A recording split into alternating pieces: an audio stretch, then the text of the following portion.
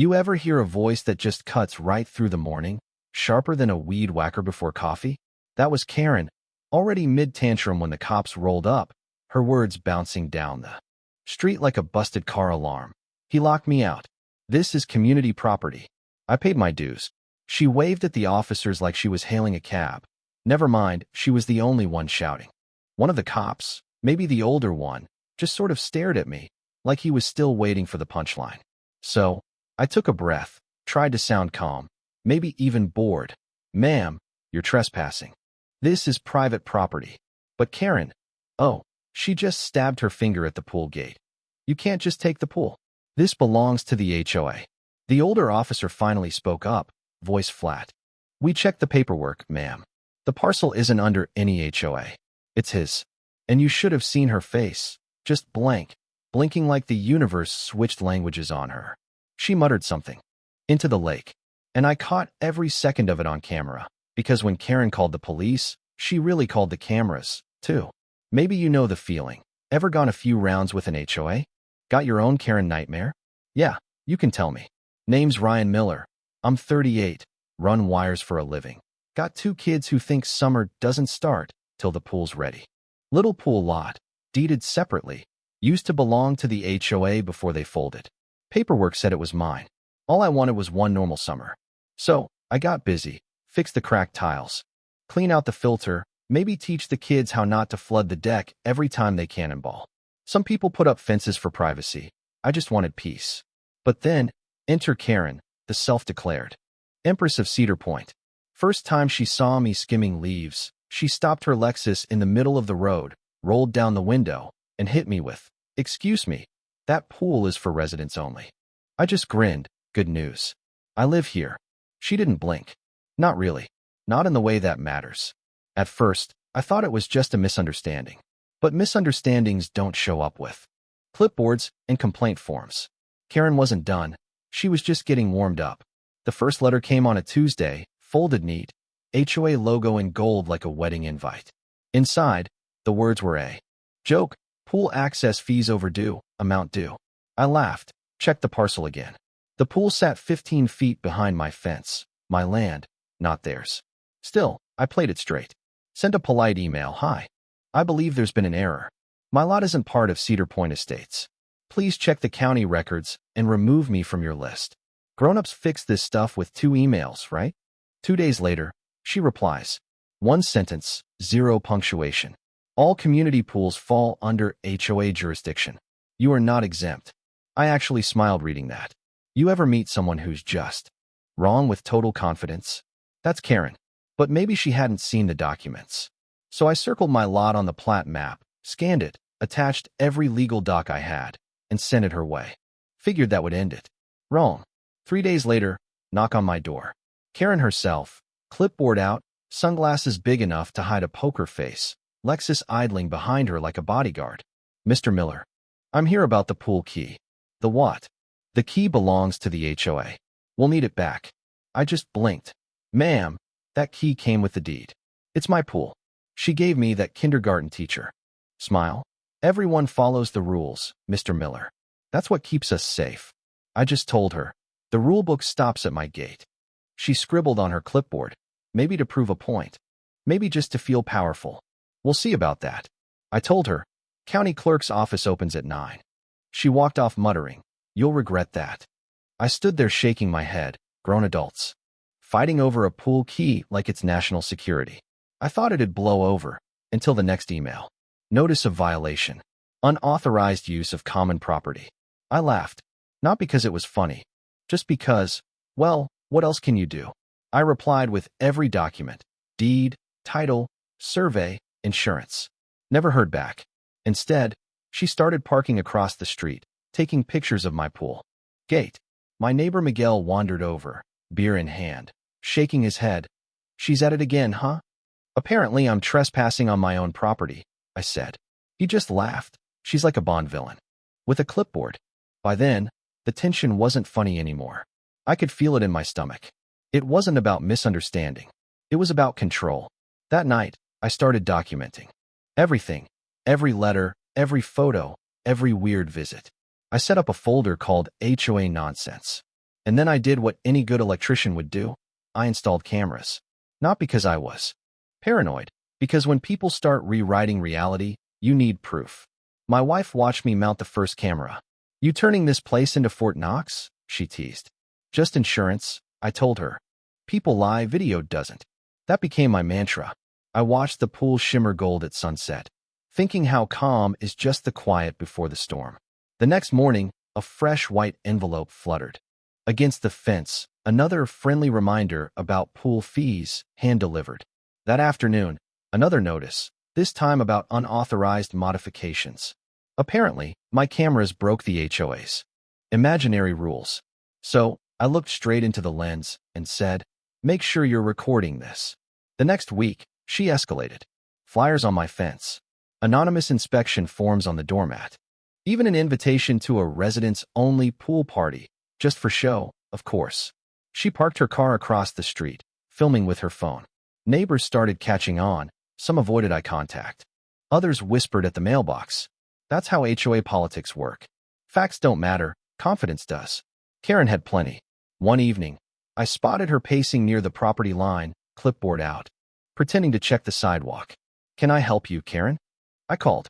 She jumped, then stiffened. "Just ensuring community property remains compliant. Someone reported unauthorized construction." "That someone was you," I said. She ignored me. "We have standards, Mr. Miller." I kept my voice even. "The standards end where your jurisdiction does." She glared. "You'll wish you just paid your fees." Then she walked off. My wife stepped outside, towel on her shoulder. "At least we've got the sequel on tape," I said. She smiled, but I saw her shoulders tense. "You think this will end?" "Endings don't just happen. You have to record them." Every night, I watched the footage. Karen pacing, taking pictures, standing at the pool gate for 20 minutes straight pretending to be on the phone. Somewhere along the way, I realized she was never alone. There were always neighbors, watching, judging. She wasn't just enforcing rules, she was performing. So, I bought 2 more cameras. Paranoid? Maybe. But survival's in the details. By Sunday, the place looked like a security store demo. 6 cameras, all angles covered. My wife called it overkill. I called it documentation. That night, Karen stood outside my fence, talking loudly about some people thinking ownership excuses arrogance. I didn't respond. Silence is louder than any argument. Then came the breaking point. One Saturday morning, the kind that smells like sunscreen and toast. The kids were playing by the pool. I was fixing a tile when the gate rattled. Karen's voice sliced through the air. "This is trespassing." Clipboard in hand, phone recording. "You are trespassing on HOA property." My son froze. My daughter whispered, "Dad, she's back." I stood up, towel in hand. "Karen, this isn't HOA property. It's my backyard. You can't just walk in." She held her phone up like a badge. "You can't just take the community pool. This is illegal. I'm calling the police." "You do that?" I told her, nodding at the camera. "Smile for the video." 5 minutes later, sirens. The cops again. Older one looking tired, younger one twitchy. Karen intercepted them mid-walk. "Officers. That man is armed and threatening me. He's taken over HOA property." They looked at my empty hands, the pool skimmer. "Sir, mind keeping your hands visible?" "Of course," I said. "Everything's on the table. Deed, survey, title, all county certified." Karen gasped. "He's lying. This pool belongs to the association." The older officer sighed, flipping through my paperwork. After a minute, he turned to Karen. "Ma'am, this isn't in your HOA. It's private land." The only sound was my camera buzzing overhead, catching it all. Karen sputtered. "That can't be right. The bylaws say that." Young cop cut in. "Bylaws don't override recorded deeds, ma'am." The color drained from her face, replaced by a red that screamed humiliation. The older cop handed her the paperwork. "You should probably stop calling 911 over civil matters, ma'am. That's not what we're for." She just muttered, "We'll see about that," and stormed off. But the real fun started after. Flyers, dozens, posted everywhere. My face plastered under the word violation. I laughed, at first, until someone keyed my truck, carving Miller Electric down the side. My wife stood in the driveway, arms crossed, kids quiet. "She's losing it," she said. "This is going too far." I just kept recording. By midweek, my name was trending on Nextdoor. HOA Karen versus rogue homeowner. Half the comments cheered for me, half quoted bylaws they didn't understand. Even the kids heard the rumors. My son asked if I'd stolen a pool. My wife started double-checking locks, pulling curtains. I try to keep calm. Anger just feeds people like her. So I worked the cameras, reinforced the fence, installed more lights. Every sensor blinked like a little act of defiance.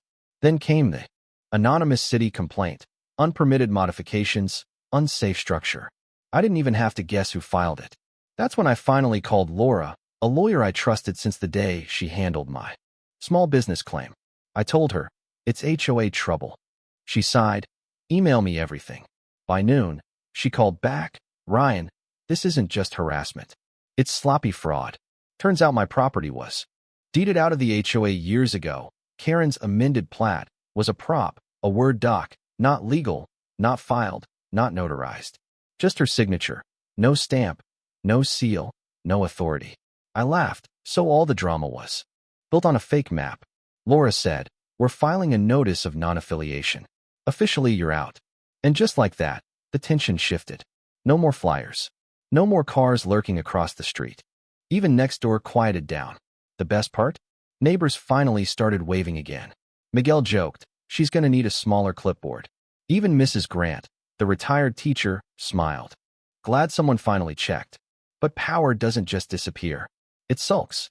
Karen doubled down, weaponized every city complaint she could. The code inspector showed up, tired, clipboard in hand. I showed him the footage. Karen, rattling the gate, shouting, this is my pool.